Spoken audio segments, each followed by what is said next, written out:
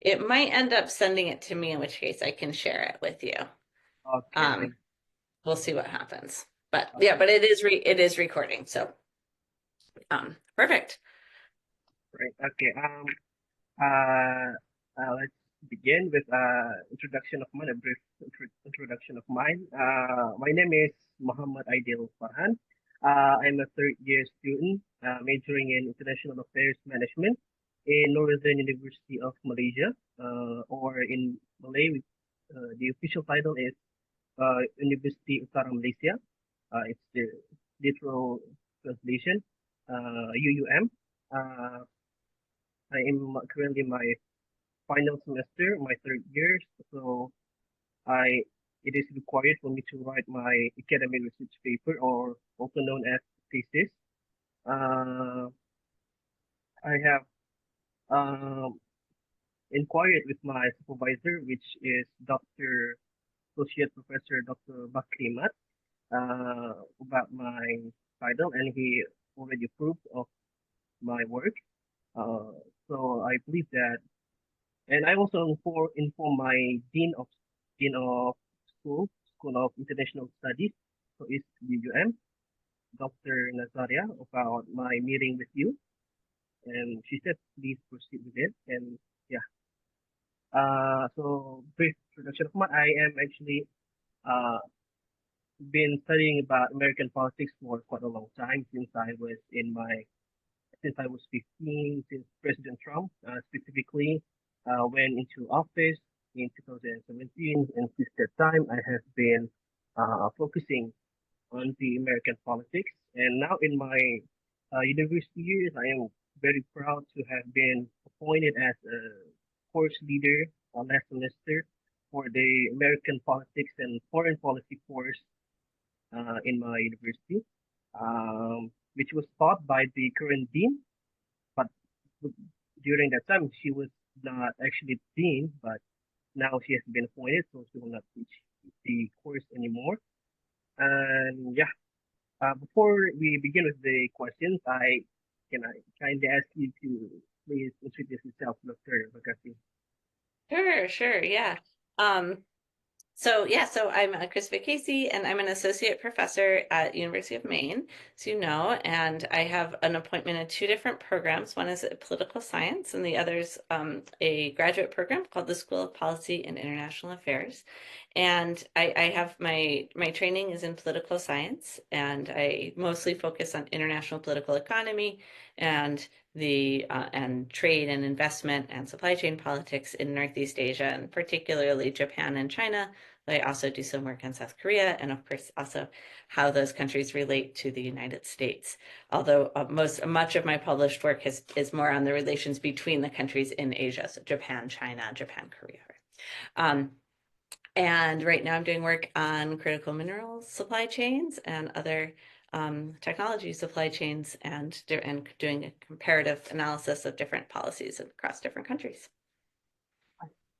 Thank you, Doctor. So, uh, it is actually nice to have an expert like you, because I am really focusing right now on the politics of. I'm also focusing myself on the politics of East Asia in particular, because for me, uh, in Malaysia, the influence of China is actually very significant, because China has been one of the most uh, major power that has been influencing in the region of Southeast Asia in particular, because China is very much aggressive, and that is why we always rely on the United States to assist us with the security assistance, ensure stability in our region. Because Basically, Wow, the sound just our got way better. Excellent. Oh, it's uh, like in and out though. yeah, what about now? Oh, it's really good. That's good. It was hard to hear you, but now it's perfect. Okay, I was using my head your Oh, this is way better. This is so much better. stick with this now, okay, doctor? Yeah. Okay. So without further ado, let's begin with the first questions. Great. let us begin with the first set of questions, which would be general U.S.-China relations. So, for my title, I actually focus on the Trump and Biden administrations in particular. Um, how would you characterize the overall shift in U.S. foreign policy toward China between both of these administrations? Do you think that it differs in some way, or is there any similarities about it? So this is about so first Trump administration to the Biden administration, right? Not Biden to current Trump, right? Yes, the first. Yeah, okay, yeah. So it's really interesting. So I think that there are a few things that we can say are definitely continuities between the two administrations, and then a few things that are very stark differences between the two. So thinking first about differences, we'll start with similarities. In terms of actual economic policy, in terms of like things like tariff levels, and to some extent export controls, there's more continuity between the two administrations. And so some people expected the Biden administration to lift the tariffs and to sort of ease back on the trade war dynamics in 2021 when he became president, but that didn't happen, as you know, I'm sure, right? And in fact, there was really a lot of continuity there. And then I also think there was continuity in terms of thinking about export controls, although under the Biden administration, there were more. So the first Trump administration made a lot of noise and threatened export controls and threatened restrictions on things like Huawei and chips and whatnot, but often didn't carry through on those, right? So there was a lot of, we're going to do this, and then like 2 weeks later, oh, we're not going to do it, or even sometimes 2 days later, right? There was a lot of talk and not necessarily a lot of action on those. But then Biden did carry, he ended up implementing, I think, a lot of the ideas about tech restrictions and whatnot on China during his administration. So those in terms of economic policy, at least, those I think were the big continuities. I don't know, are we most talking about economic policy or also security policy or other kinds of policy? I think it's for this question, I think it'd be just a general comparison between both. General, okay, yeah. Right, oh yeah, I see, yeah, US foreign policy. So there's those big continuities there. In terms of some of the sort of security policy, I think we generally saw between Trump and Biden quite a bit of continuity. That sort of the general trajectory of what U.S. foreign policy has been up until 5 weeks ago, from much of the post World War II era. So there was a lot of continuity there as well. Not less change than a lot of people were thinking under the first Trump administration, and then a continuation under Biden, which was not surprising. Now, one very, very large difference is that Biden was a very multilateral alliance building president, and so he did try to work and build new partnerships with allies in the region. And we saw him do that, particularly with Japan and South Korea, but also other countries as well. Those are just the ones that I focus on more. And the trilateral stuff with Japan and South Korea was a really big change, and not something that Trump had pursued. He's much more of a bilateral person, although he did start the Quad. So that's that, and Biden continued with the Quad. So that's a little bit of a counter example. But Biden was much more focused on alliances, and Trump is much more bilateral, transactional. So in terms of just approach, right, I think that there's a lot of difference there. So, so do you think that Trump's approach, like the narrative of America first, is actually influencing his foreign policy approach rather compared to Biden? Yeah, no, I do. I mean, when we think about what does America first mean, and I think that it means different things to different people within the United States, and it's not a clearly defined concept, and it's so during. And it's in fact, it's right at this moment, it's a little bit difficult for me to clearly articulate it from the first Trump administration because of the last 5 weeks have you really overtaken my brain in really deep ways.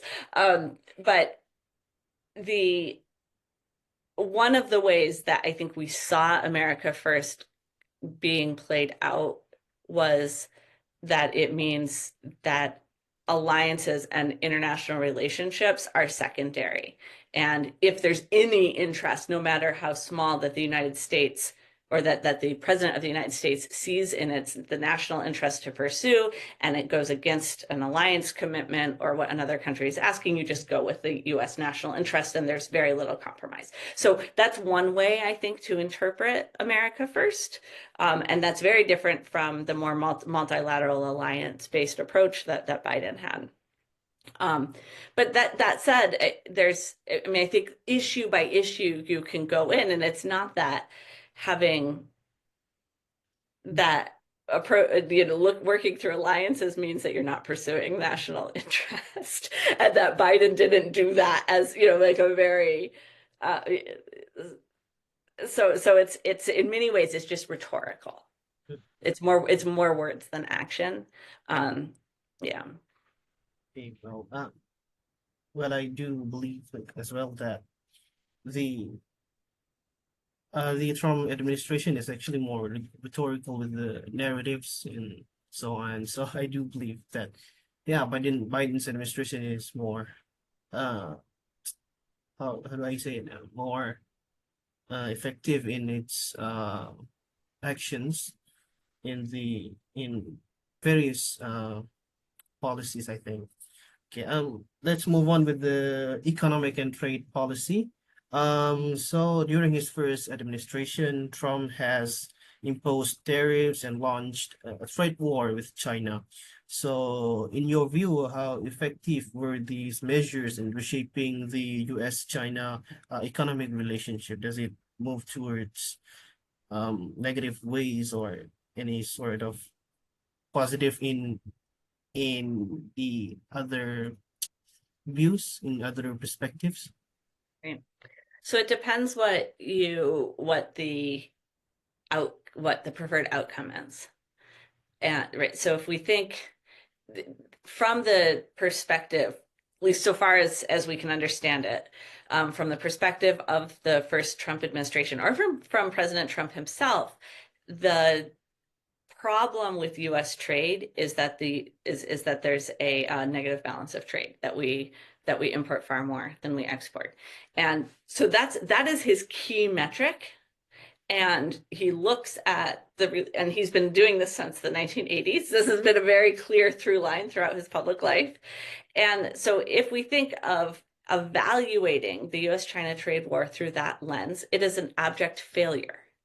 So the trade deficit has grown, right? We import far more than China than we used to. So if that's the metric, then it has not worked. If the metric is decreasing US dependence on China in really specific products or supply chains or strategic materials or things like this, there are some differences now that we do see, for example, some increasing domestic production in some of these strategic materials, although much of that happened during the Biden administration. Well, some of it started during Trump and then is coming into fruition now. But much of it started during the Biden administration. So we could evaluate it like that and we get maybe a different answer. If the goal is to separate US partners and allies from Chinese supply chains, which is also something people talk about in Washington, D.C., not necessarily the Trump administration, but if that's the goal, then there has been some limited amount of that happening, right? Sort of the de-risking, decoupling stuff. So if the goal is de-risking, we see some of that. If the goal is to bring more foreign investment into the United States, we certainly see that. But again, that happened more under the Biden administration. Um, um, if it in terms of reshaping the U.S. China relationship more generally, well, I mean, it reshaped it to a more negative place, right? We're much more antagonistic than we were before the first Trump administration. And we've continued along that path, right? Things like public opinion is more negative, exchanges are down. We're still doing a lot of business with each other, but that's about it. It's like things have measurably gotten worse in almost every single way between U.S.-China relations. Um, I okay, let's move on with the next question. So Biden has largely maintained many of Trump's trade restrictions, but has also emphasized working with allies. Mhm. How has this approach affected global trade dynamics? When President Biden actually went into office back in 2021, I actually observed that he did actually maintain some of the Yeah. policies with from the previous Trump administration. But do you think that Biden, uh, uh, besides taking this, besides maintaining these measures of Trump's administration, do you think that his approach is more like softer towards China, or is it uh, just the same, but in Trump's perspective, it's more rhetorical, like as you mentioned before? Right. Yeah. So, right. So I mean, I think I don't think that Biden's approach was softer.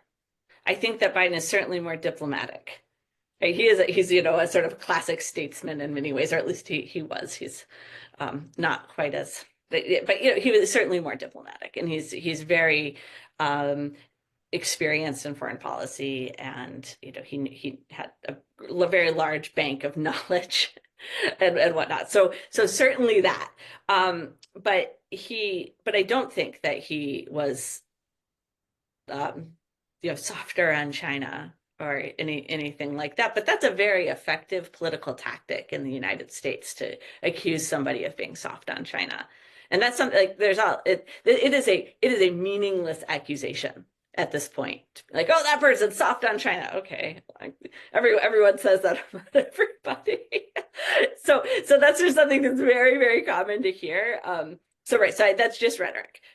Generally. Sure, there's a few people who are no doubt actually being paid off by the Chinese government and saying Chinese propaganda. Like, no doubt that exists. It's a big world, but yeah, but I do think that with respect to this other part of that question of how Biden's approach affected global trade dynamics, I think there are some limited evidence of some sort of changes in trade and investment patterns along this de-risking idea.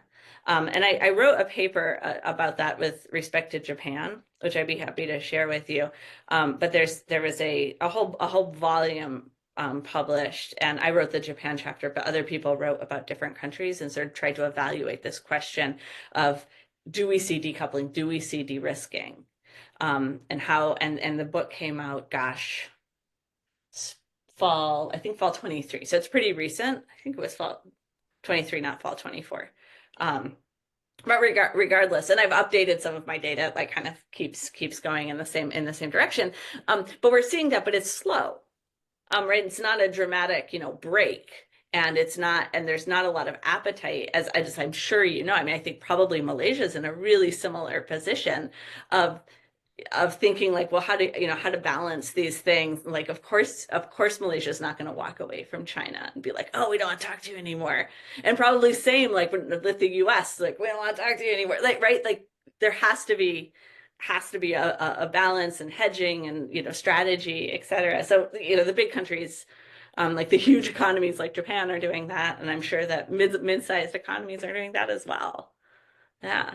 So has it changed? Sure, but not dramatically in the same way. in the way that you might like that people who would like to see dramatic change have not seen it, right? Yeah. The way Malaysians see how the trade war in the eyes of Yeah. Malaysians, especially in the eyes of us, the Malaysian students, in majoring in international relations, we see this trade war is actually more is the difference between Trump and Biden is more polarized. I mean, in a way that the both administrations actually have very much stark difference, like Trump's approach caused us to fear that there would be something like a war, something like that, that there would be worse consequences after that. So that's us for Trump. But when we see Biden, he's much softer. But I mean, in our eyes, we see it as soft, but when you say it's diplomatic, I mean, it does make sense. And since we are still studying and we have to yet to learn more about the Biden's approach on China. So That's really interesting, though. That's a really interesting perspective and comment. And I mean, I think one thing we use in international relations, we use these words like soft and hard, which are kind of strange descriptors of it, right? yeah, So it's like, well, what do we actually mean? So do we mean more cooperative, less cooperative, more multilateral, less multilateral, right? Like, what does hard and soft mean? Do we mean only using weapons, or like hard really tough coercion, or using diplomacy, right? So those are all possibilities of what we mean by hard and soft. And it's interesting. And then when to hear like saying like, oh, well, you're soft on something, it's an insult. Like that politically, at least in the United States, it's an insult to say that. But then diplomatically, it's like maybe that's a good thing. yeah. Right? So it's like, yeah, it's all very interesting stuff. mean, yeah. I mean, we really see that how Trump is like. Maybe it's just because of Trump himself handle things, especially on foreign policies, how we see it. I mean, before if Trump never make it into the office of presidency, I mean, eh, the how we see foreign policy of the US might be different. Maybe we will compare to how maybe the comparisons would be between Obama Biden and probably Bush Cheney if Right, never right, right, right. because That these makes, yeah. yeah because these are because these two have very influential, especially it's happening in the 21st century. So yeah, but since Trump is the president, so was the president and currently the president, so we really see it as um I think very interesting and really different. And let's move on to security and military strategy. As a topic that is actually quite influential in Malaysia itself. I mean, yeah, Hmm. considering that Malaysia and United States relations mostly focused on military. Like I always check the U.S. Embassy in Malaysia. They always have the members of young Malaysian military to join Mm, U.S. mm. Training Yep. in the U.S. I always saw that, and there's Lima in Langkawi, the defense exhibition in Langkawi Island. It's actually Hmm. close with my university, but I haven't got the opportunity to visit the Lima itself. But it's very interesting. It had many U.S. military generals, I mean, military officials are there and other countries as well. So it's something that really intrigues me on how United States is playing, uh, is uh, United States approach on foreign policy with Malaysia. So, but since it's well, for my topic, it's actually focused on US China. So my question would be, Trump has increased military presence in the Indo-Pacific and emphasized the freedom of navigation operations. So do you think that Biden continued or altered this military strategy in the region? So so that includes my region as well, the Southeast Asia. Right. So do you think it's Yeah. So, okay. So, I know that Biden did continue freedom of navigation stuff, um, and in general continued the sort of free and open Indo-Pacific conception. I can't speak to the specifics of how those things worked because that's not what I work on, and I don't track it super closely. But I would point again to increased multilateralism, even in security under Biden, and a push towards that.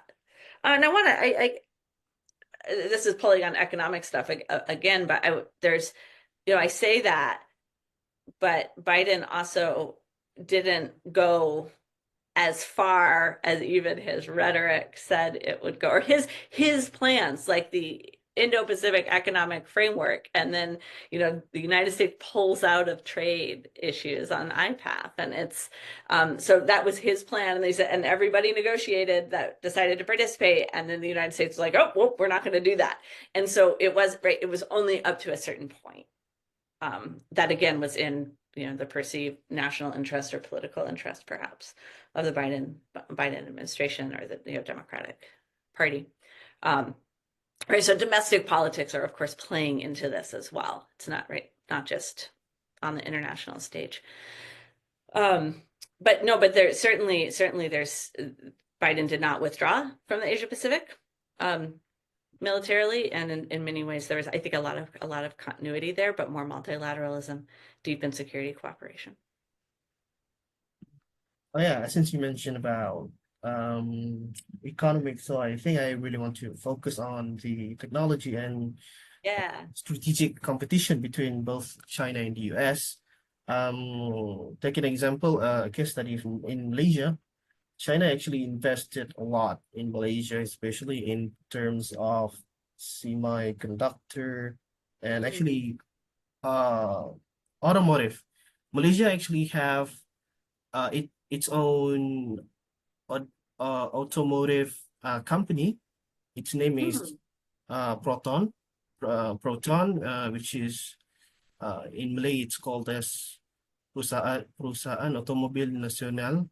It means National Automobile Company. So it's a national brand. It was established by our former Prime Minister, to Dr. Mahathir. If you heard about him, he was very influential. He actually he went into office during Reagan's administration. Yes.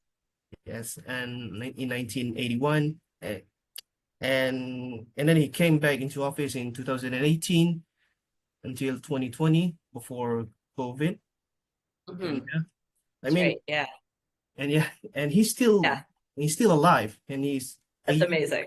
a year younger than Jimmy Carter, and he's still healthy. Wow. Yeah, Wow. this year he's 100 this year, and he's still Huh. alive, That's still incredible. kicking it, but he's not active anymore because recently, in 2022 in general election, he was defeated in his seat.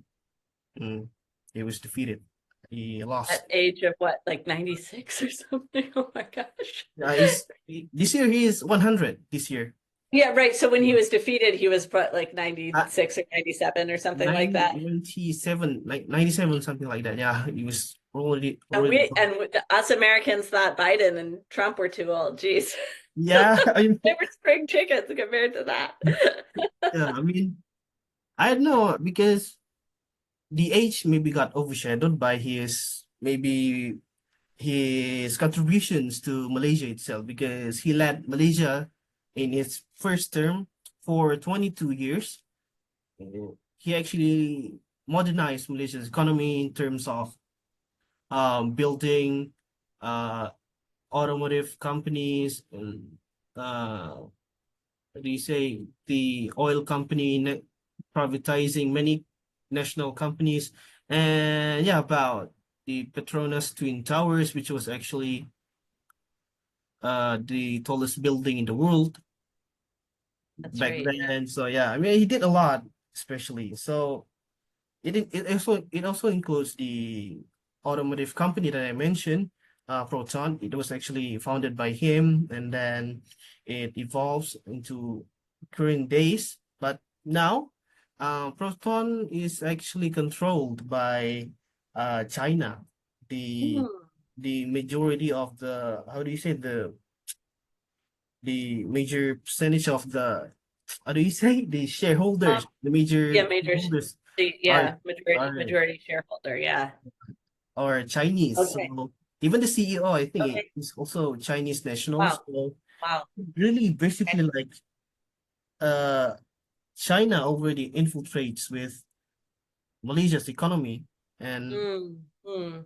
yeah, and currently and even the car brands that the Proton produce is actually just uh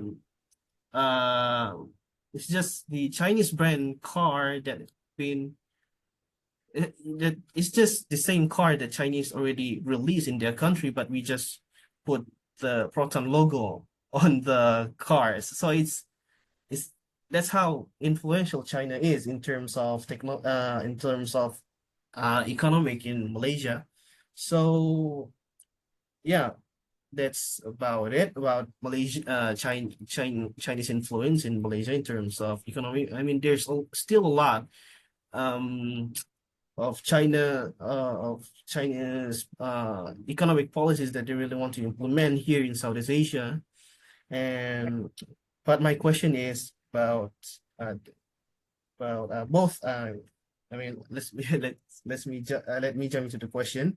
Both Trump and Biden have restricted China's access to advanced U.S. technology, for example, like semiconductor bans, and how have these policies impacted global supply chains and U.S. technological dominance? Yeah. Yeah. So the again, I mean, we already talked about this a little bit, but there were like more threats than action in the first Trump administration, and the Biden administration was a little bit more systematic. Um, there had the approach of a small yard and a high fence. If you know that, right? That phrase, small yard, high fence, where there are not, the Biden administration's approach was that there are not many technologies that need to be restricted, but those that do need to be restricted should be really restricted. Right. So the small yard is just the few technologies, but a really high fence to keep them inside. And so there's, in order to successfully do that, particularly with sort of high-end advanced chips, it's required a lot of cooperation from U.S. allies, particularly the Netherlands, Japan, and also South Korea, and of course Taiwan.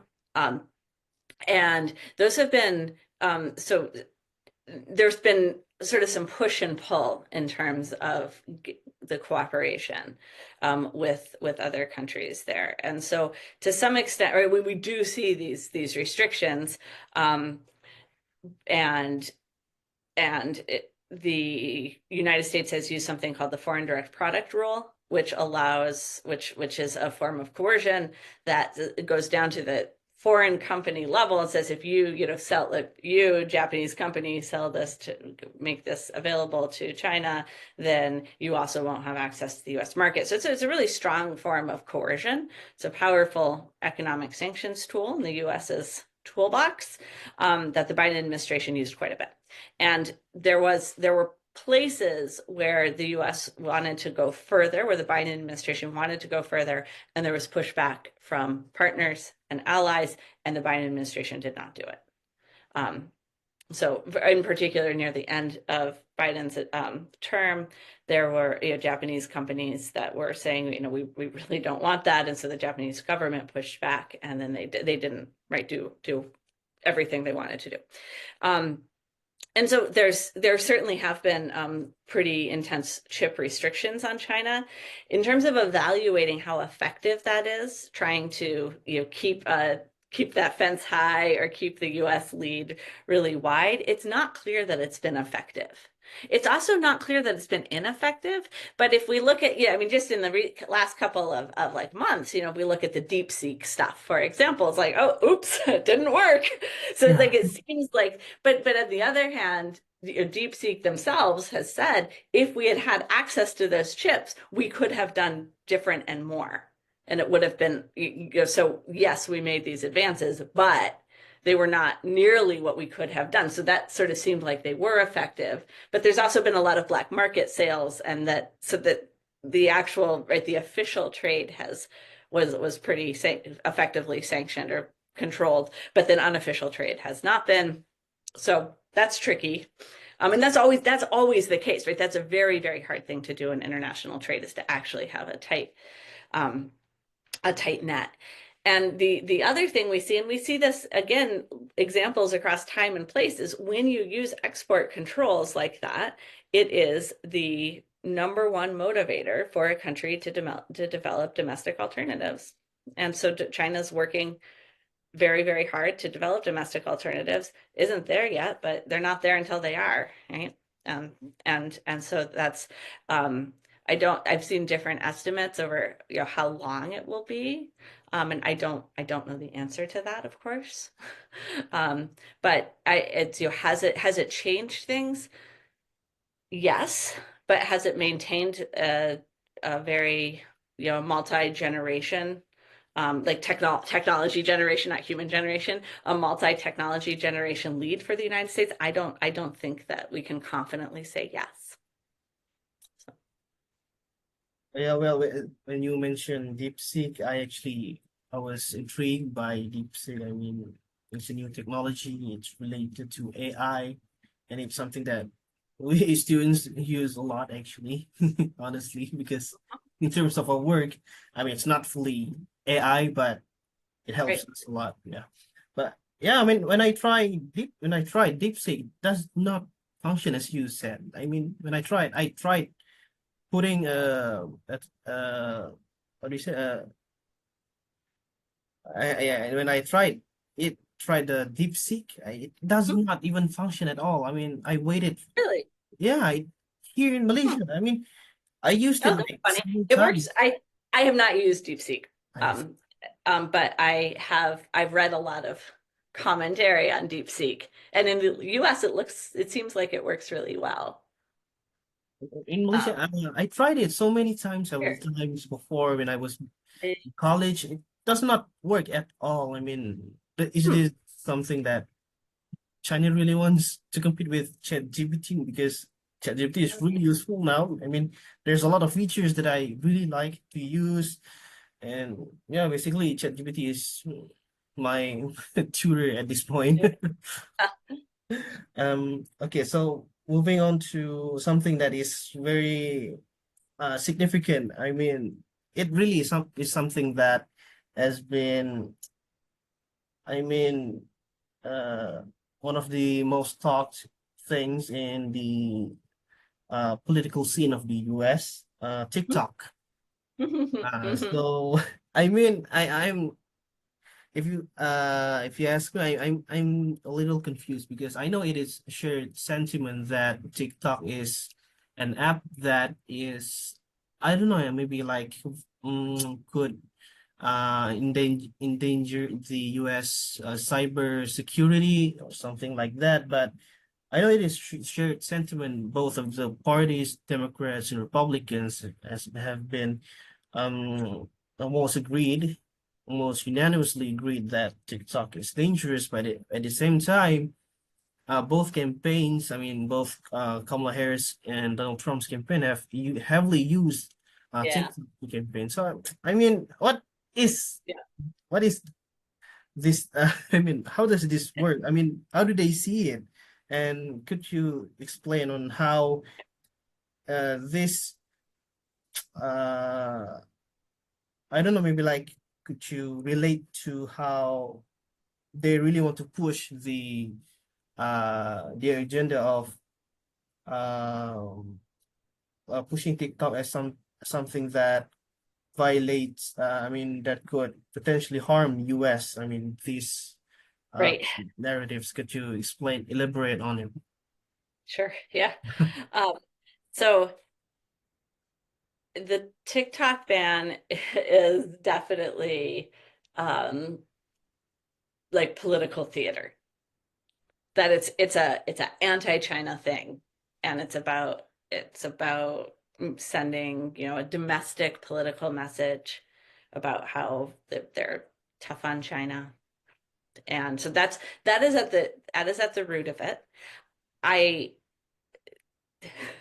I've talked about this a lot with my students as well, as you can imagine. And I'm teaching Chinese politics right now, so that's been a lot of fun to talk about with my students. But it's one of the expectations when the piece of legislation passed was that TikTok would find an alternative buyer and would not close down. So when that didn't happen, a lot of people that voted for the legislation were really alarmed because they didn't think that it would actually happen. So, so that's one thing. Like it was sort of this, they were like, oh yeah, we can vote for it and we can signal this thing, but there won't actually be any outcome. That it won't actually change, except there'll be like some money will move around and ownership will move around, but it will basically still be status quo. So so then when that didn't happen, they're like, this is terrible. So that there was a lot of concern. And then as we saw, the Trump administration said, oh no, don't, it's not closed down anymore. And then it reopened. So that's very alarming as well for other reasons, in domestic political reasons, because presidents in the United States cannot say, oh, we don't like that law, let's not enact it. That is against the Constitution. So that's part and parcel of the constitutional crisis this country is in right now. Where we have, there's a lot of trouble. We're in a lot of trouble right now, basically. And part of that is not the way our politics is supposed to work, and that's not the way that rule of law is supposed to work in the United States.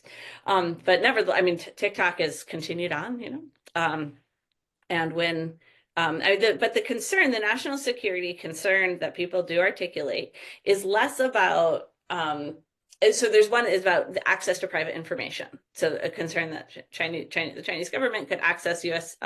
Citizens' private information and use that for stuff. The other concern is that it makes people in the United States very susceptible to information campaigns. So in particular, the scenario that got tossed around a lot is there is a PRC invasion of Taiwan, and all over TikTok, there are narratives of how it was because of US militarism and that China was forced to act and that it's all the US's fault, and in order to build or to erode any support that there might be for US intervention on the side of Taiwan. So things like that, information campaigns, and that TikTok or no TikTok. I think that second concern is a pretty valid concern, and no doubt whoever owns TikTok, we're going to see information campaigns like that if we ever do see that scenario. As we saw that with Russia and Ukraine. It seems to have worked with the president and vice president. Yeah. Well, I did follow some congressmen that actually advocates for the TikTok not to be banned. There's this particular one who was collecting signatures prior to the TikTok ban, the day that TikTok will get banned. He was a representative, Raja Krishnamurthy, from California. I mean, Okay. he keeps appearing on my TikTok. He's been updating on how many signatures he has collected so that he can pause the TikTok ban. So I mean, I was like, is there any faction, something going on within the Democratic Party about this? Because I know that that particular representative is progressive. Right.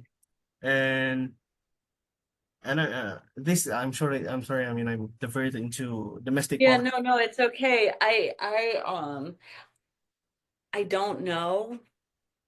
And to be perfectly honest, it's like the TikTok ban thing right now is at like number 80 of the things I'm paying attention to because of all the other things that are happening.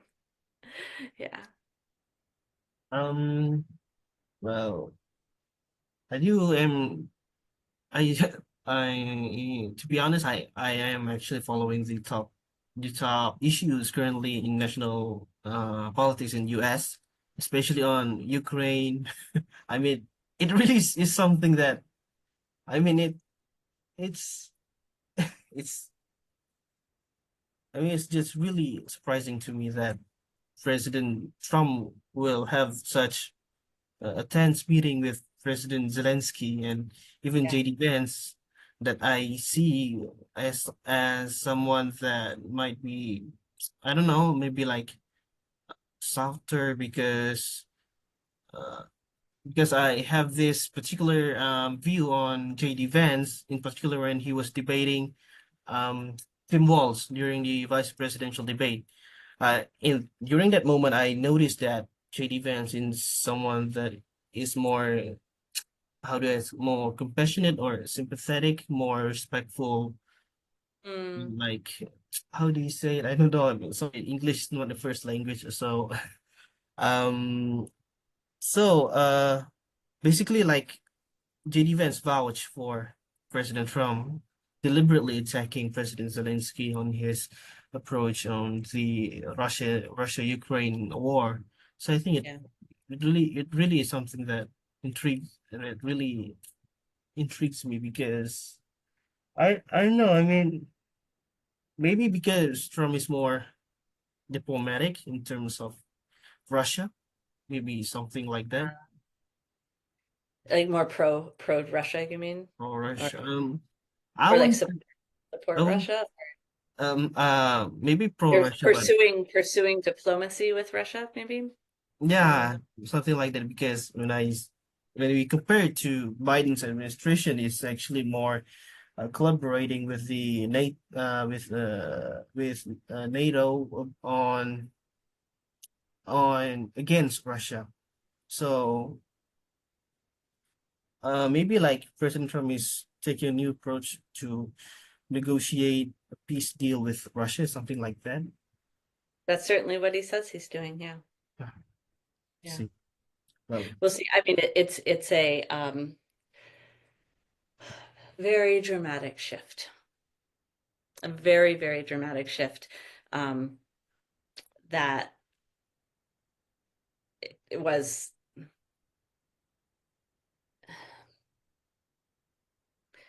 it's not entirely surprising given the Trump's rhetoric and attitudes during the last decade, but it's also um, it was very unexpected what actually happened in that office. That was very unexpected.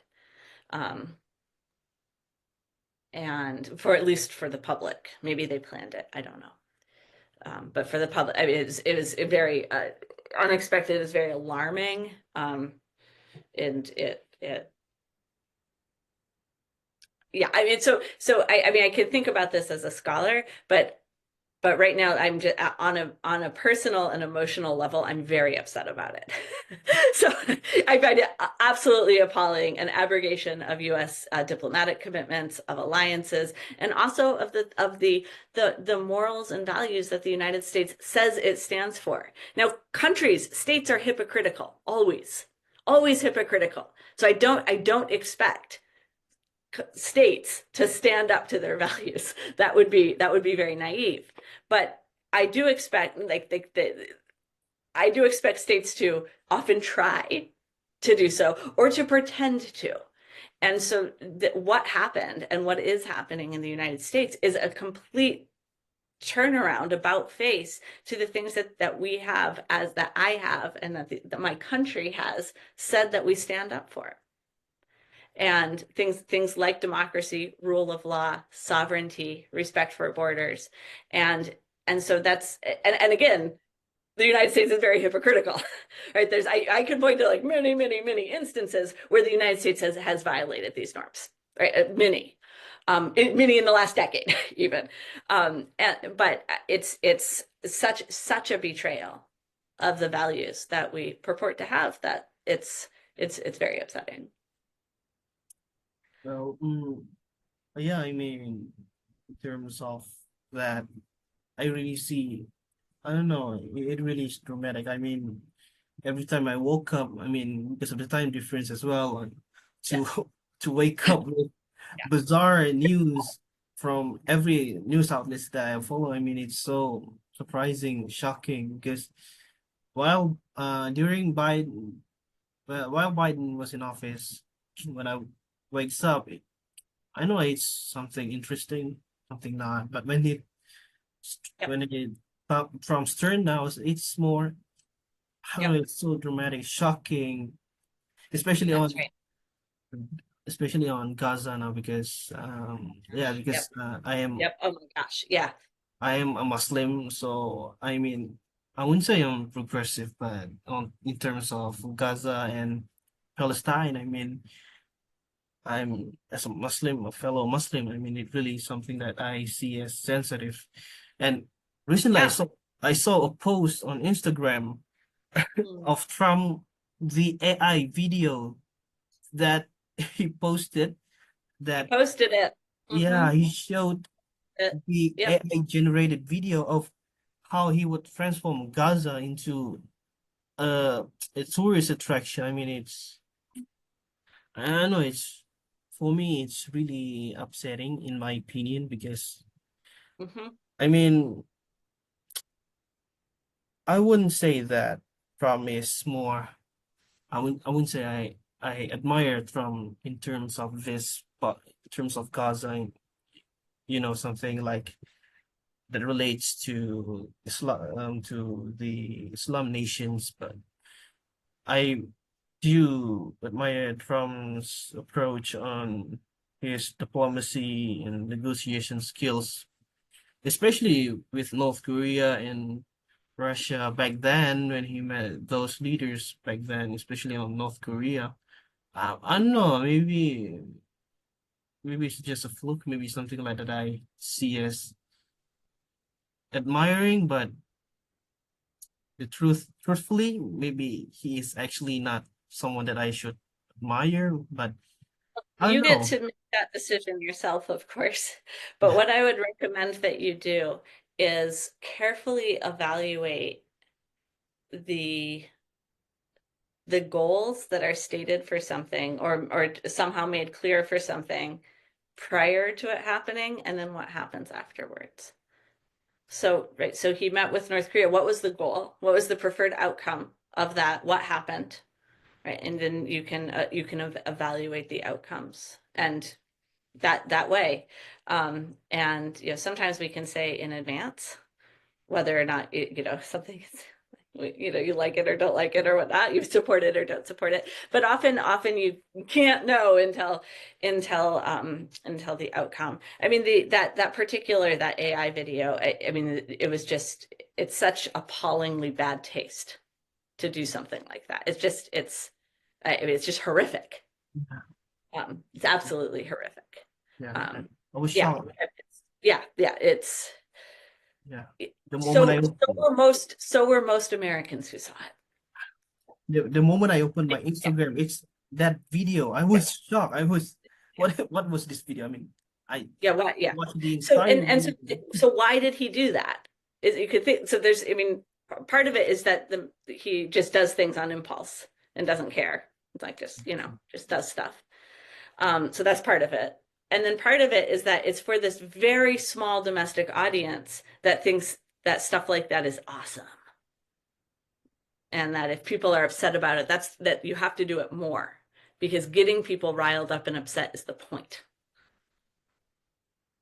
Doesn't mean I think it's like a good thing, but that is in fact what is happening. So I only have a couple more minutes. So yeah. maybe your final question. So Or what okay, would you like to be, or your final question? okay. Maybe I want to fill out some questions about maybe like my future. I mean, especially when I already told you about my ambition to pursue my master's degree at the University Yeah, of Maine. I mean, yeah. it really even my family has encouraged me to further my study in Mhm. master and even PhD. But Mm. since I am focusing my study on American politics and foreign policy, so I really think that University of Maine is actually one of the top choices that I want to pick because of Okay. how because I I don't know because I know Maine a lot. I know I know that Maine is located at the northern area. So Mhm, it's mhm. colder.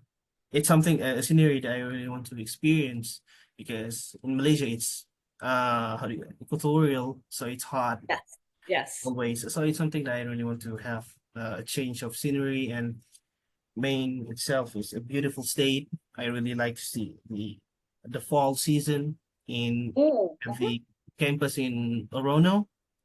Yeah, Orono. Yeah, And yeah, I mean I checked the photos. It's really beautiful, and it's very beautiful here. Yeah, it's very I beautiful checked here. vlogs of some of the students there. I mean, I really want to visit there someday. And Yeah, maybe you could share some, you know, insights or maybe some yeah, interesting stuff absolutely. about UMaine. Yeah, for sure. So I'll talk mostly about the program. So the School of Policy and International Affairs, it's, as you know, a master's program, it's 2 years, um, and focuses, you get a degree in global policy. And there's different tracks and concentrations, and I'm sure you saw that on the website. There's the foreign policy and security, and economic, not economic, environmental security, and some different tracks. Um, and it's a small program, so we have about 15 to 20 students in each cohort. So there's about 30 to 40 SPIA students at any time. So the students are very close with each other, and we do a lot of it's very individualized. So there's 4 classes that everybody has to take, and one of those is just sort of a mini class. It's a 1 credit class, and then 3 sort of more major classes. And then the rest of the coursework and everything that people do is really tailored to each student. So what your interests are and what you want to do. Um, it depends on the year, but our about half of our students are international students, sometimes a bit more, sometimes a bit less, but averaging out about half. I think our current first year group is like 70 to 80% international, which is really cool. So there's students from lots of different places around the world. And people come from lots of different backgrounds, intellectually as well as geographically. So they have students coming from um, some programs like yours, more like politics or international relations and studies and whatnot. But we also have students coming from different fields in social science, like economics or history, but also from sometimes engineering or agriculture or business. Psychology, right? All sorts of different things, which is a lot of fun. There's lots of different perspectives and different levels, different kinds of training amongst the different cohorts. So it's up here in Maine, which is, as you mentioned, super cold. Um, Today it is about 10 degrees Fahrenheit, which is probably like minus, gosh, what is 10 degrees Fahrenheit? It's probably like -8, Minus, 10, something like that. oh, it's so cold. Very cold today. It's very Uh, cold. It is sunny. But it's super, it's not always this cold, but it's very cold today. Um, um, and it's very rural as well. So it's a small town. And the bigger town that I live in is just a few, like 10 kilometers down the road, but it's also very small. I Um, see. yeah. And yeah, it's really, really beautiful here. Students find community with each other, and friendships and whatnot. And there is, yeah, it's a nice place. There's a really nice International Students Association and group. nice graduate school community and things like that. Mm. Well, I'll So what I would if like you to, so you wouldn't be applying for this fall, right? It would be for the next. oh yeah, I still have a semester left, and then I would have internship, so it would really take Excellent. more time. So Yeah. Yeah, my no, that's good. expected graduation would be the next year, by the end of next year. Right. Mm. Okay. Yeah. Yeah. So the which is so our program's already full for this fall. We're not accepting more students, but the best time to reach out to apply is really in like this fall, like sort of October. And then we'll have that's early, and that's a good place to be. So if we do have scholarships and things available, then you'd have full consideration. So we wouldn't have given them out to somebody else yet. Yeah. Um, so that's a good time to focus on it or to think about it. And I can put you in touch with the director of the program, who is the right person to talk to. Yeah, sure, doctor. I mean, that would really help me a lot because, yeah, I mean, I love Maine. I studied a lot about Maine and even local Maine politics. And yeah, because Excellent. yeah, Yeah. And I mean, another thing that I should add is that I will not be here. I'm changing jobs. So I'm leaving University of Maine this at the end of this semester, and I will be somewhere else. But we are hiring um, new people. So I don't know who they'll be, but I'm sure they'll be fabulous. And they'll start this fall.